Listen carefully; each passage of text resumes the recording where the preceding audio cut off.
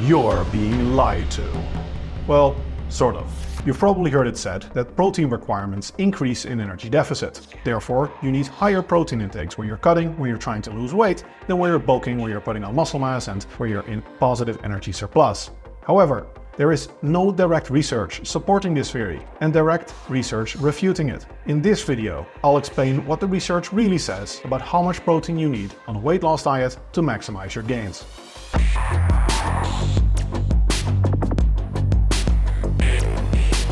The theory that protein requirements increase in energy deficit is largely attributable to a 2013 paper by Eric Helms et al. This was part of his PhD thesis.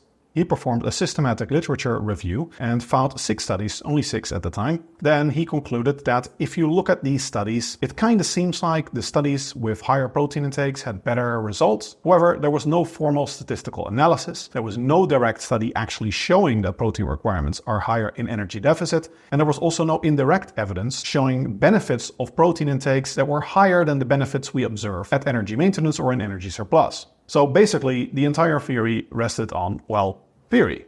And that's perfectly reasonable because this paper was basically the introduction of his actual research, which was an actual randomized controlled trial comparing different protein intakes in weightlifters that were cutting. So we had 2 groups of weightlifters. One had a protein intake of 1.6 gram per kilogram per day and the other had a protein intake of 2.8 gram per kilogram per day. And they were in 40% energy deficit. There were no differences after the study in body composition outcomes, nor were there significant differences between the groups in strength development. However, a notable limitation of this study is that it was only 2 weeks long. So people generally didn't put a lot of faith into this study and instead stuck with the theory that protein intakes do actually increase in energy deficit, despite the direct study not finding any benefits of higher protein intakes than what we observe in energy surplus or at maintenance. So let's look at this theory. It sounds very plausible. In energy deficit, there's more protein breakdown. Therefore, you consume more protein to ward off the protein breakdown. That's basically how the theory goes. While it sounds intuitively plausible, it does not actually make logical sense. If you think about why you need protein, it's to fuel protein synthesis and to reduce or replace broken down proteins that were oxidized. Now, if we look at muscle protein breakdown and synthesis levels in energy deficit versus in energy surplus, we see that in energy deficit, there is actually no change in the majority of research in muscle protein breakdown levels. It's only at very high energy deficits that you probably shouldn't be using anyway that we see increases in muscle protein breakdown. Why is this? It's because muscle protein breakdown is something that happens in the body because it must.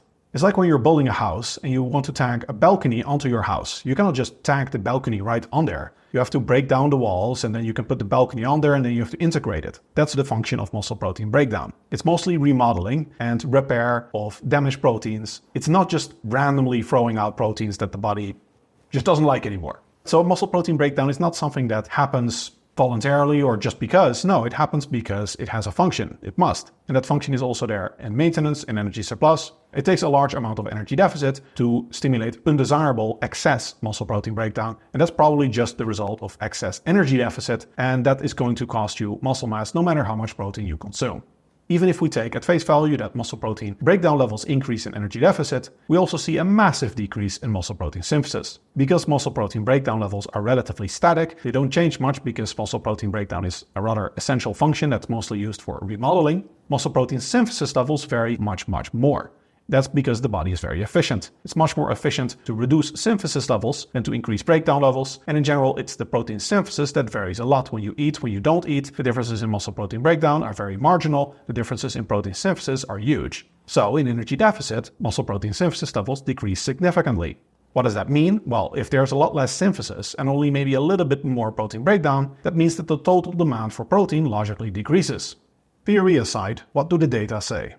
In untrained individuals, we have very good hard data showing that protein requirements do not increase in energy deficit. We have multiple studies showing that increasing your protein intake beyond the level required to maximize body composition outcomes in energy maintenance does not improve anything when you go into energy deficit. We also have very nice research comparing different protein intakes at maintenance and in energy deficit, and then concluding that the effects at maintenance and in energy deficit are the same.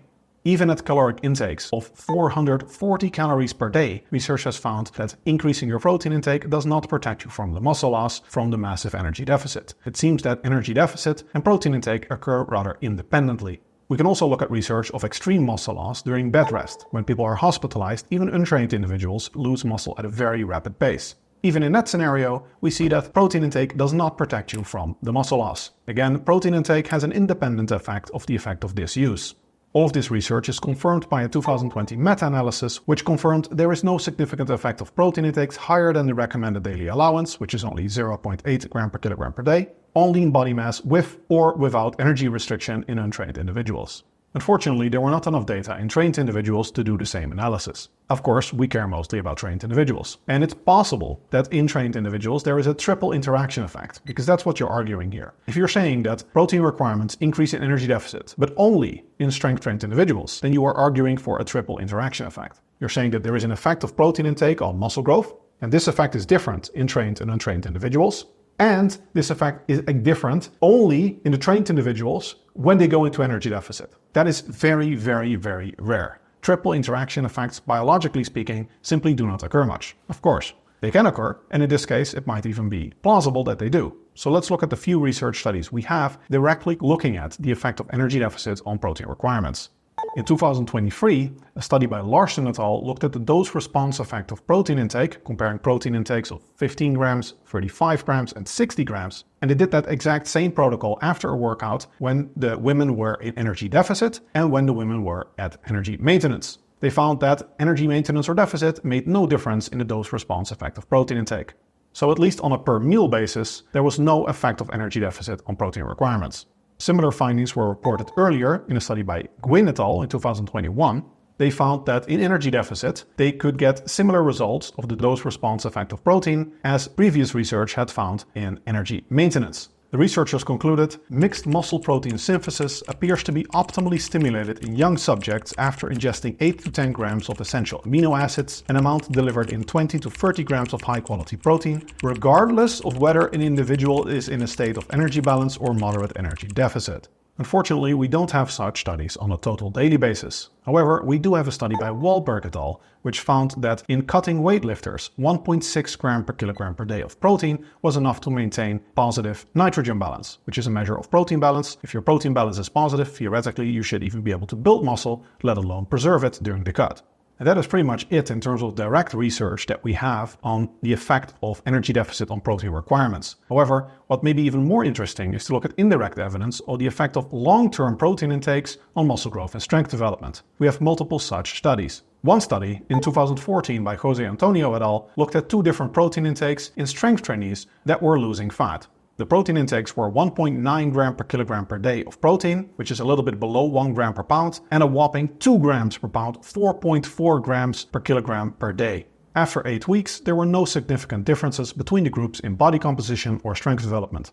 A subsequent study by Jose Antonio et al. In 2015 found no significant differences between groups in body composition or strength development between protein intakes of 2.3 gram per kilogram per day and 3.4 grams per kilogram per day. Looking at somewhat lower protein intakes, we have a study by Pasiakos et al. That looked at military personnel strength training 3 times per week. Although it should be said that the strength training was kind of light, their overall activity level was very high. They found no significant difference in body composition changes between protein intakes of 1.6 gram per kilogram per day and 2.4 gram per kilogram per day. There were also no differences between the groups in nitrogen balance and resting metabolic rate, which is strongly correlated with total muscle mass. If we look at somewhat less serious trainees, we see that even lower protein intakes are completely fine. We have 4 studies showing that in middle-aged adults that are strength training, say 3 times per week, protein intakes as low as 1.2 gram per kilogram per day are actually already enough to optimize their body composition changes and strength development. One particularly nice study, for example, is by Campbell et al. From 2015. They had 117 subjects and the study lasted 9 months. And they found that consuming protein intakes more than 1.2 gram per kilogram per day offered no benefits compared to consuming 1.1 to 1.2 gram per kilogram per day.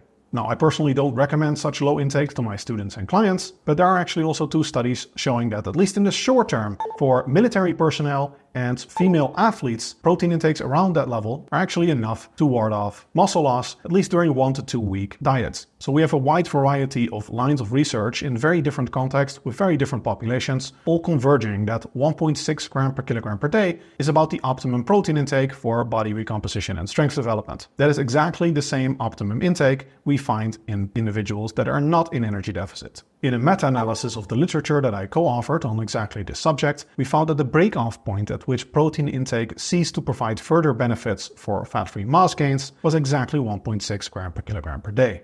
There's also a practical reason why you probably don't need more protein intake when you're cutting than when you're bulking. If you're bulking on 4,000 calories a day or something, a very substantial part of your protein intake comes from grains, if you're on a high-carb diet at least, or other sources. When you're cutting, that is not the case. You get some protein from your veggies and the like, but typically a larger percentage of your total protein intake comes from high-quality protein sources, such as chicken breast, white fish, egg whites, that sort of stuff. So, in practice, we often see that your protein quality increases when you're cutting versus when you're bulking. That might offset any potential increase that is necessary in the first place. In conclusion, the available research does not indicate any differences in protein requirements in energy deficit versus in energy surplus. The available research also does not find significant benefits of protein intakes over 1.6 gram per day, and sometimes far lower intakes even for more general population type clients, for muscle growth or strength development. Thus, I recommend that you generally consume a protein intake of at least 1.6 gram per kilogram per day, and if you want to really be safe to maximize muscle growth for your gains, then I recommend 1.8 gram per kilogram per day for most individuals. That's 0.82 grams per pound in freedom units. The lower protein intake corresponds to 0.73 grams per pound per day. This protein intake assumes that you get at least 50% of your protein intake from high-quality sources, meaning animal sources for the most part, meat, poultry, dairy, eggs. I recommend that you spread that protein intake over at least 3 meals per day. I hope this information helps you with your fat loss, because protein is typically not the most palatable food and it's also expensive, so the less we have to eat, the better. If you like this type of evidence-based content, I'd be honored if you like and subscribe.